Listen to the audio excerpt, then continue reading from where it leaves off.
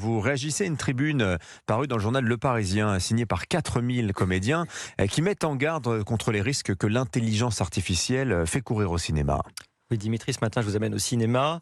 Cette tribune pointe des enjeux bien réels de propriété intellectuelle, de droit à l'image, mais elle révèle surtout l'angoisse d'un modèle économique fondé sur la subvention permanente, beaucoup plus que sur l'adhésion du public. Vous dites que le cinéma français est artificiellement maintenu en vie. Alors disons qu'il est protégé des lois normales du succès et de l'échec. Chaque année, des centaines de films sont produits, mais 90% ne sont pas rentables lors de leur exploitation en salle, car ils ne trouvent pas leur public.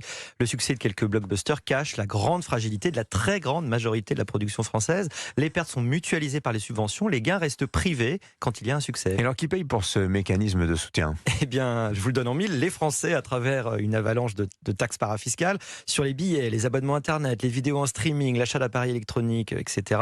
C'est bien avec notre argent qu'est financé le cinéma. L'économiste Frédéric Bastiat stigmatisait déjà au 19e siècle ce genre de mécanisme qui, disait-il, ébrèche le salaire de l'artisan pour constituer un supplément de profit à l'artiste. Sur X, une personne fait cette remarque grinçante.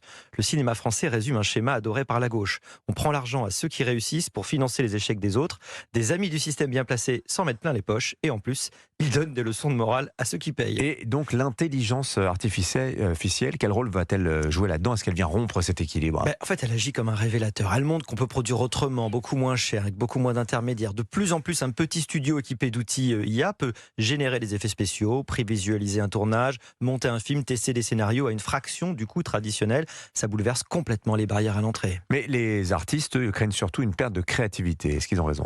Le cinéma lui-même est né d'une innovation technologique. L'IA n'est pas un substitut à la créativité, c'est probablement un amplificateur. Elle permet d'explorer plus d'idées, plus vite, de tester des variantes narratives, d'imaginer des univers visuels impossibles auparavant. Et alors pourquoi cette levée de bouclier d'après vous?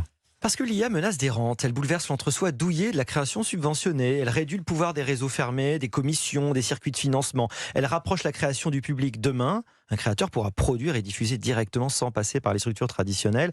Dans sa fameuse pétition des marchands de chandelles, Frédéric Bastiat, encore lui, se moquait d'industriels, demandant à l'État de fermer les volets pour se protéger du soleil.